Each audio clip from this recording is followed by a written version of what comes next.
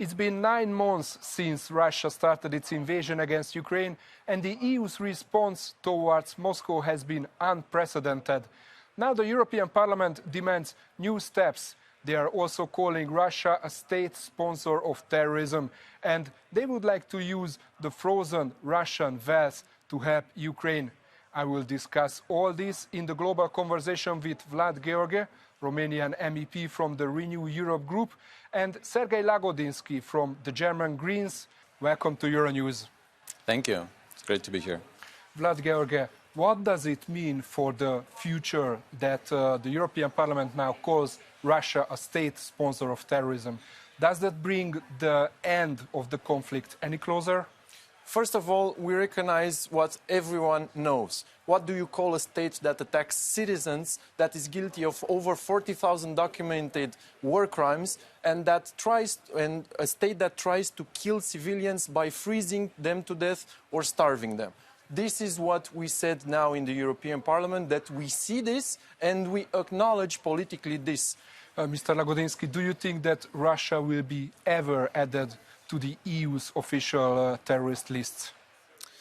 I think we're not there yet. I see this resolution mostly as a political statement and an important sign of solidarity and also of acknowledgement that the conduct of Russia, number one, and this is how the resolution takes it, number one, Russia employs terrorist behavior, and number two, Russia employs terrorist unit. If we talk about Wagner Brigade, for example, or if we talk about some units of the Chechen, so-called Chechen army, I would say that their behavior is terrorist and Russia is a sponsor of those. So from that perspective, we are on the safe side. But we do not have a legal instrumentarium to deal with this in the European Union or on international stage, except for the United States. So one of the calls in this resolution is to try to develop something like this. Until we have a solid legal ground, this will be quite difficult to actually derive conclusions from what we're doing in the legal realm.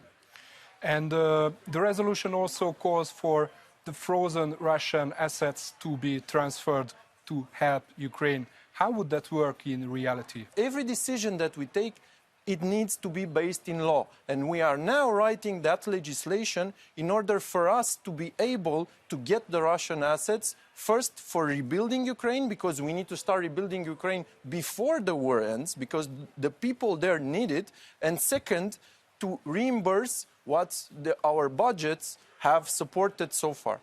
This is actually a very interesting point that you said, that we need to respect rule of law, because one of the pillars of the Western civilization is respect for private property, respect for state property. Isn't it a violation of this pillar, Sergei? We both are rapporteurs on confiscation of assets, private assets from oligarchs or mafia people in the European Union that we will be discussing and negotiating in the Parliament.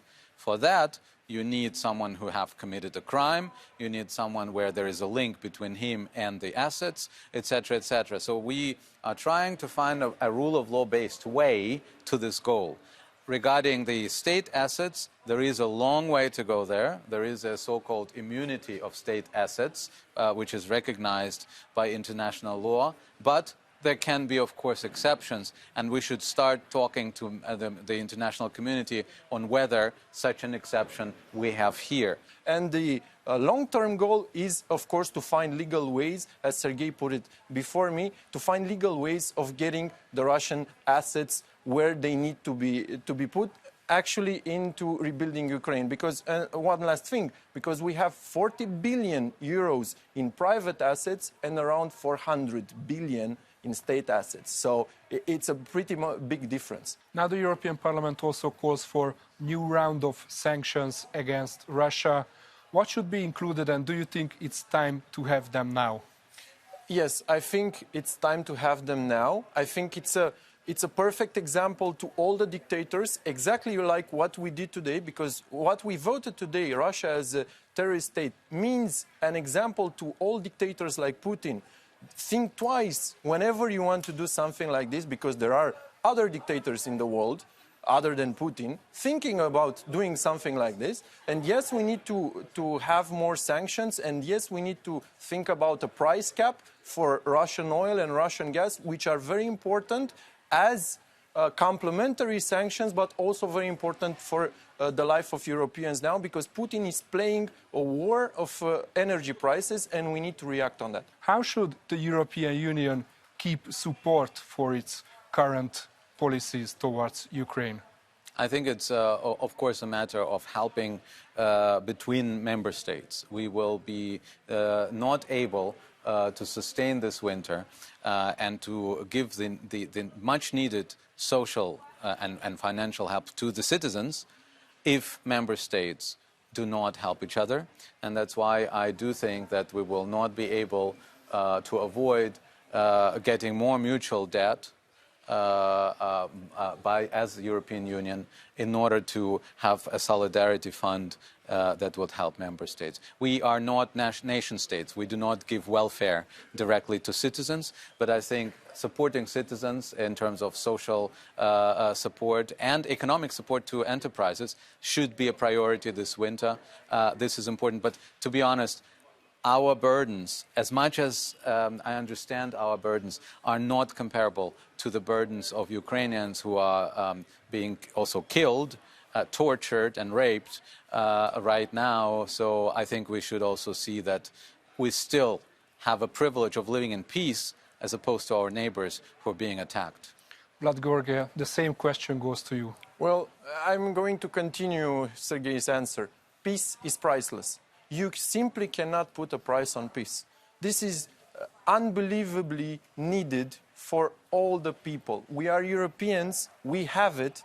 Now we understand how to appreciate it more because we have a war at our borders.